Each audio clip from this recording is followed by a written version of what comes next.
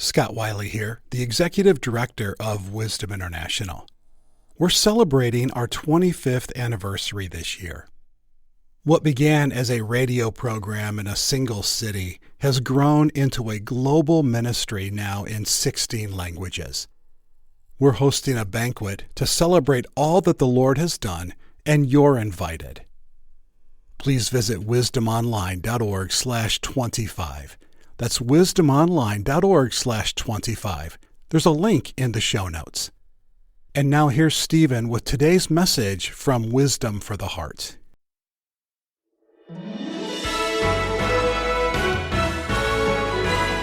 When Abigail saw David, she hurried and got down from the donkey and fell before David on her face and bowed to the ground. What's she doing? She's treating him like a king.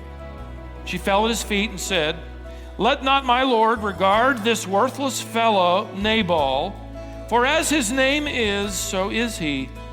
That's another way of saying, David, look, before you strike back, consider the source. What do you expect from a foolish man but foolish actions? David, don't get down in the gutter with him. Don't stoop to his level.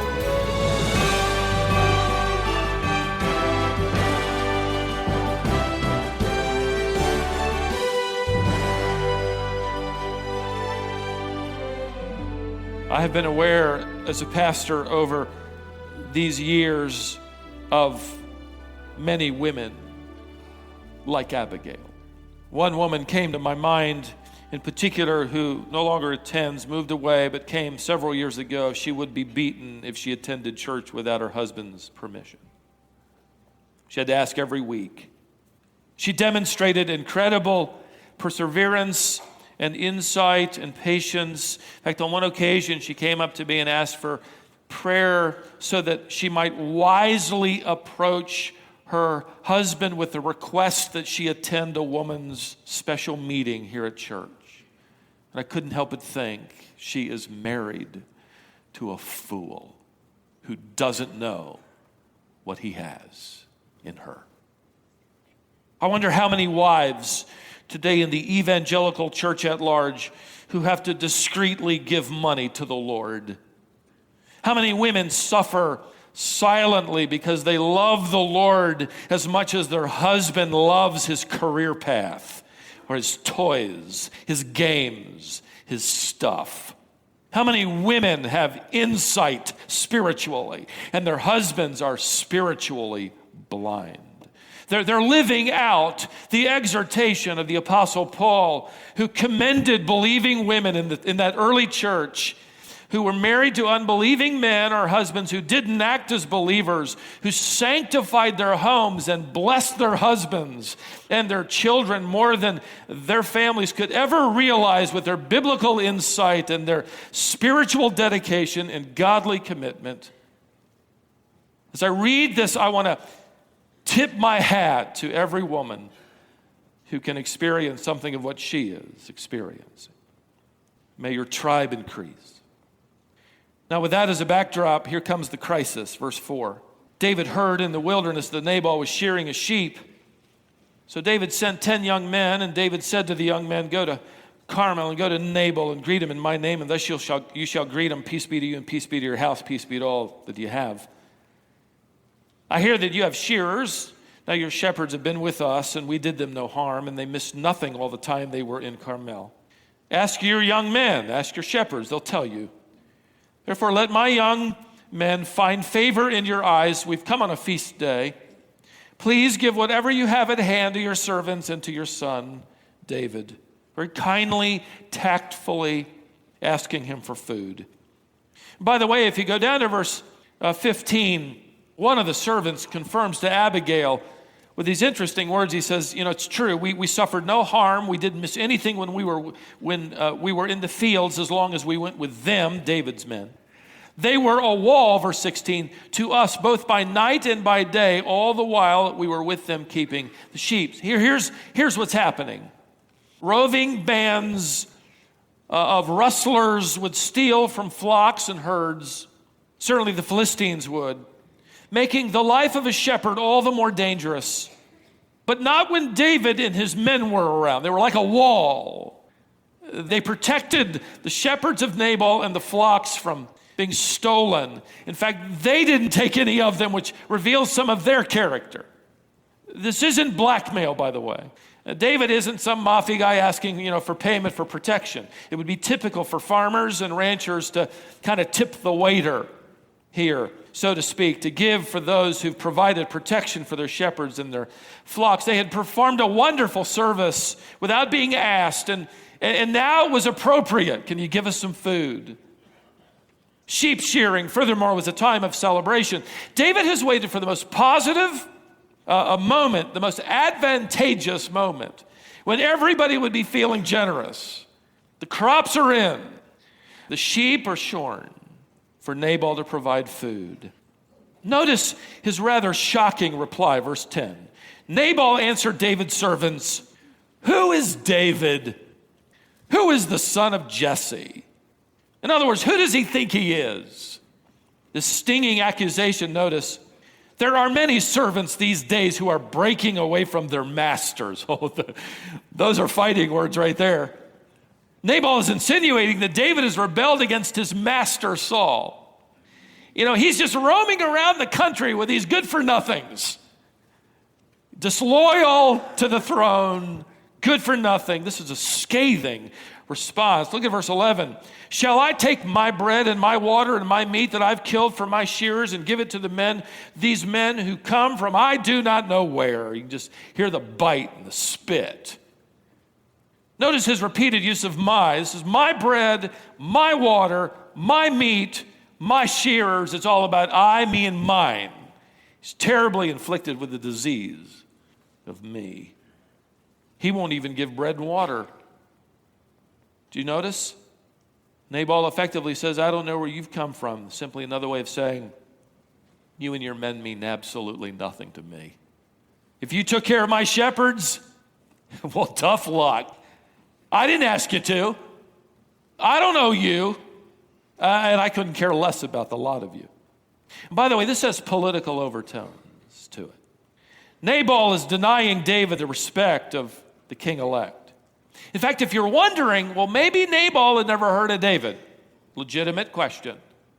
He would have known what his wife knew. In fact, just listen to his wife. Look over at verse 28, the latter part. Listen to what she says to David. For the Lord will certainly make my Lord, referring to David, a sure house. That word, sure, certain house, refers to a royal dynasty. It's a political term. She's saying, David, we know you're the anointed one by God to sit on the throne as the Prince of Israel, and we know that God will give your reign, your house, a royal dynasty. Nabal is saying, you're a nobody. I'm not going to pay you. I'm not going to treat you as the king-elect. Verse 12, so David's young men turned away and came back and told David all this. And David said to his men, every man strap on his sword. Get your guns on. Every man of them strapped on his sword. David also strapped on his sword.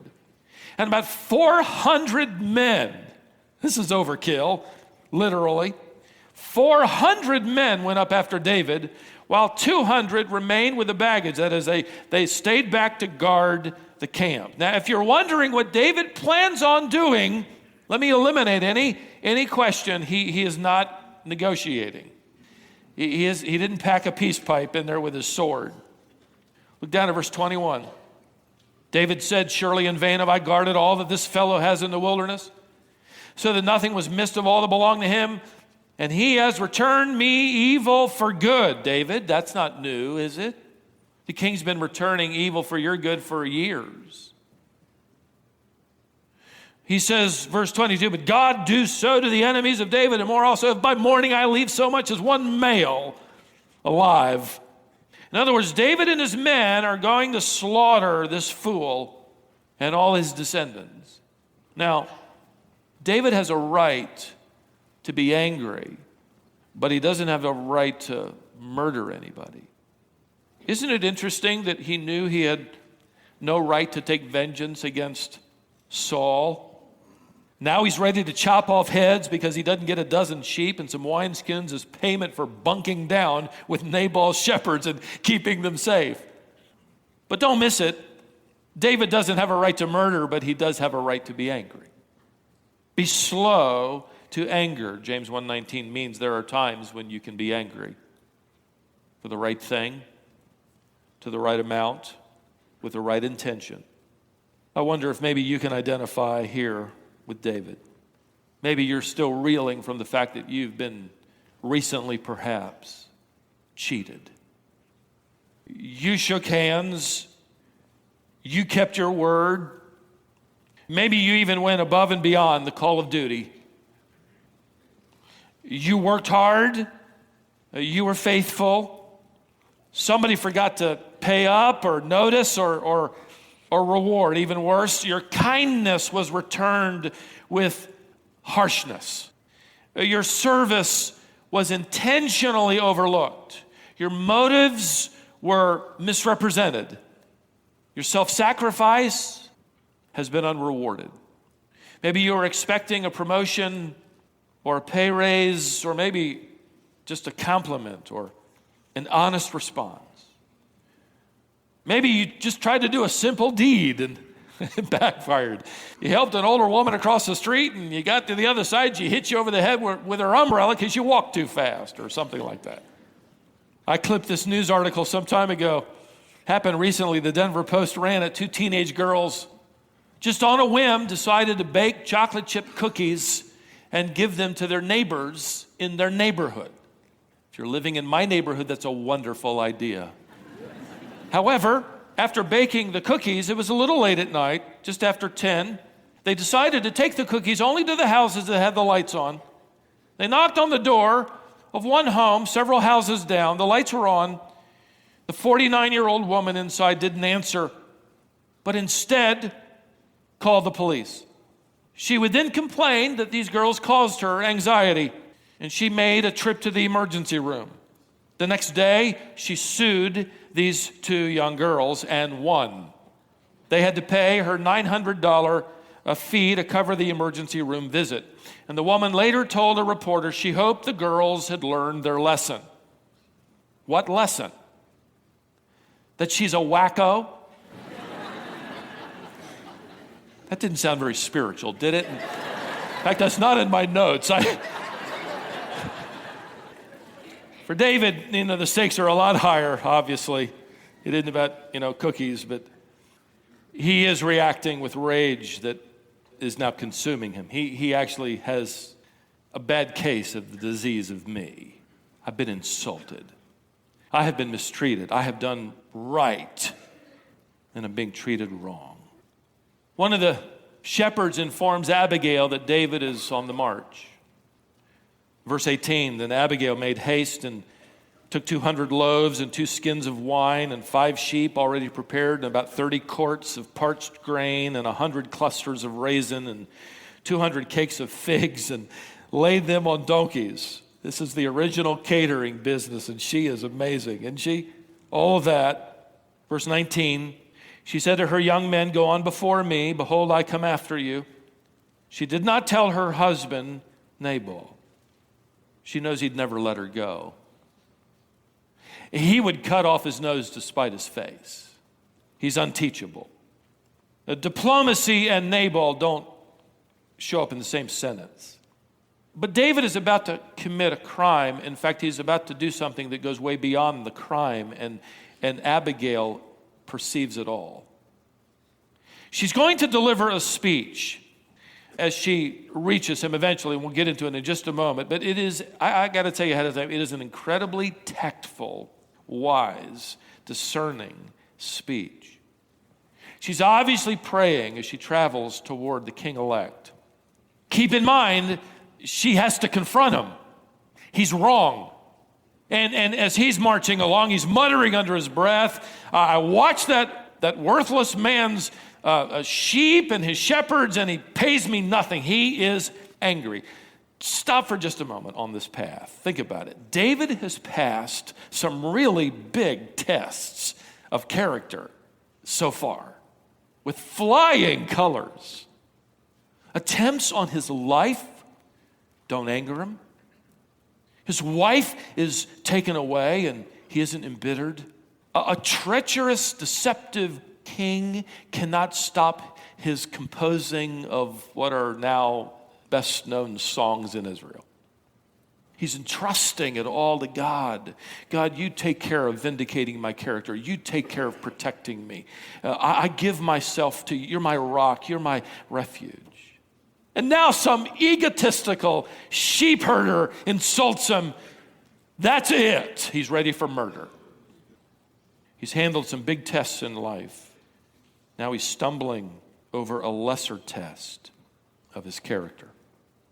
The truth is, temptation is always changing clothes. It's always adapting new strategies as the enemy exegetes your life, your reactions, responses. It's always changing his bait. Who would have thought? It'd be a foolish old sheep herder. Let me outline Abigail's discerning comments and give them contemporary titles, sort of in our own vernacular. She, by the way, is going to step in between these two beasts. They're both acting like wild beasts.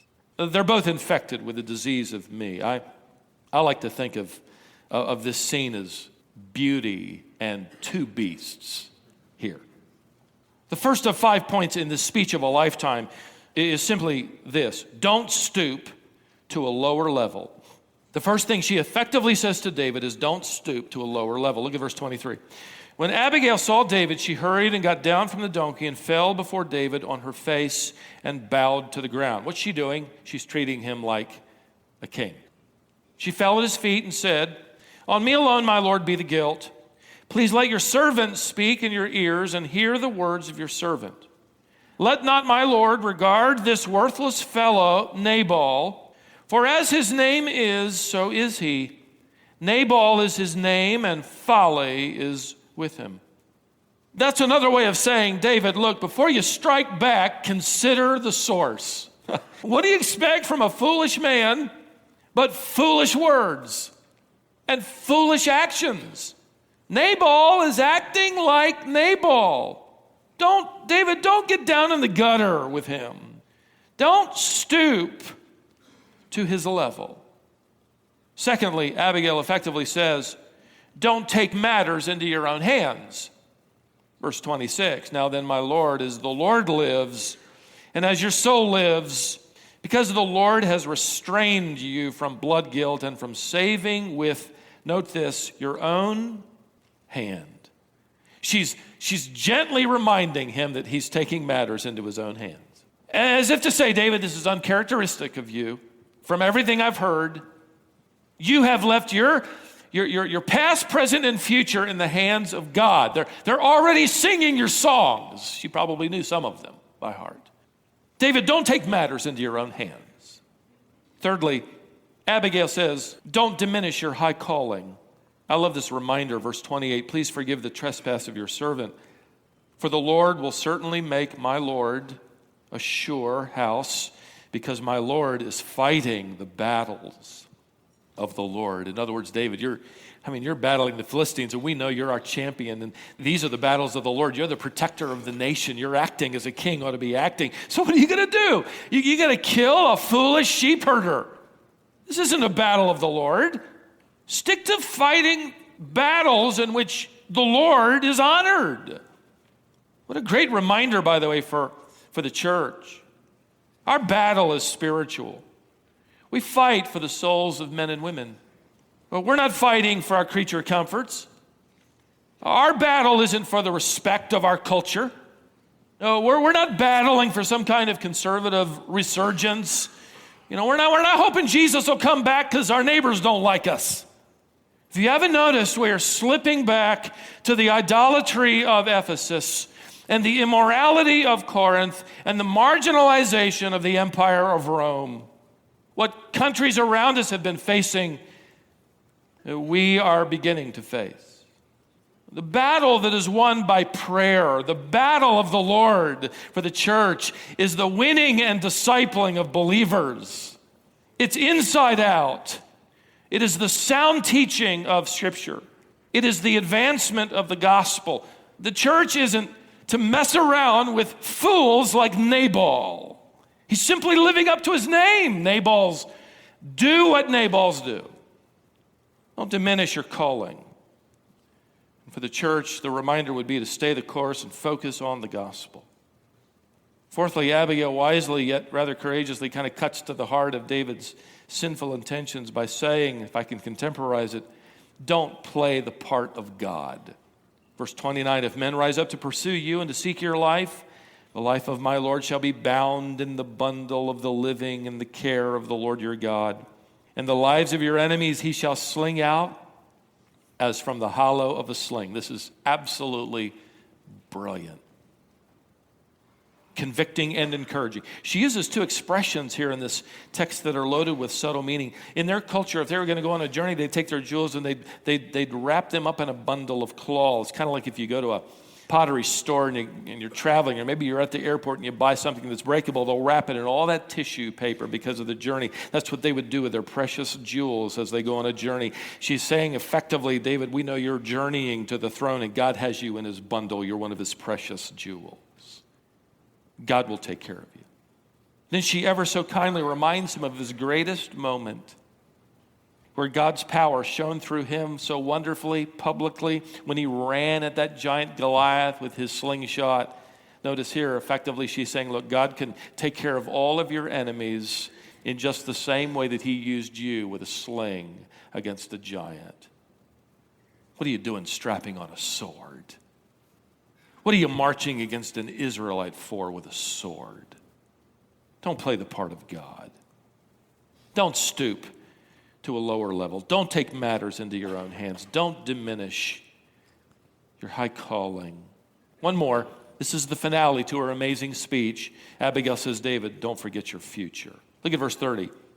And when the Lord has done to my Lord according to all the good that he's spoken concerning you, and has appointed you prince over Israel, my Lord shall have no cause of grief or pangs of conscience for having shed blood without cause or taking vengeance himself. And the Lord has dealt well with my Lord. Remember your servant. David, she's saying here, don't sully your royal robes of tomorrow with the blood of revenge and self-centeredness today. David, you're angry about today. Abigail knew that, and she acknowledged his anger, by the way. I know you're angry about today, just don't forget about tomorrow, which is wonderful advice, by the way, to every New Testament Christian.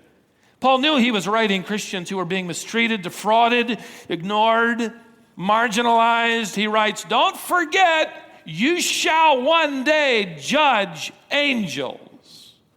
I mean, God is going to open the record of angelic service and allow us as his bride to literally render judgment. 1 Corinthians chapter 6. So, is justice dead in your life? Is life unfair? Are those scales not balanced when it comes to you? You've often wondered why. You may not have an answer, but the answer here would be, don't forget tomorrow. One day God will allow you to balance the scales of justice, and you'll reign with him in his kingdom, and you'll judge even the angels. By the way, there's another implication in this insight from Abigail. Don't treat people the way you treat them because of who they are. Treat them the way you treat them because of who you are. Don't forget who you are. Who are you? It's easy to forget. You are followers of the Son of David, slandered by Israel's leaders, mocked concerning his birth to an unmarried woman, denigrated, he and his disciples as nobodies, denied his rightful place as king, and refused honorable worship. He endured the worst of it, and he endured it with joy. How? He knew his future. Beloved, don't forget yours. That whatever momentary affliction you have that's temporary, it's going to be replaced by an incredible weight of glory. You, sir, are a crown prince. You, ma'am, are a crown princess. Your robes have already been sized. Mine's going to be 2 sizes smaller. Just want you to know ahead of time. Back to 38 long. Don't forget who you are. Let me just summarize the rest of this chapter, okay? Here it is. We're going to fly over it. David responds with humility, transparency. He is teachable. Nabal is not teachable. Nabal will not listen. David listens. He returns. He thanks Abigail, then returns back to his wilderness hideout. Abigail returns to find her husband drunk at the festival. She waits and then tells him the next morning of his close brush with death, of her actions, and it literally brings about a heart attack, some kind of collapse. 10 days later, God takes his life in judgment. David hears the news, comes back, and asks the president of this catering company to marry him. And she says yes. Imagine, he married the woman who straightened him out. And all the women said, that we better stop. And all the men said, that's what I thought. God bless you.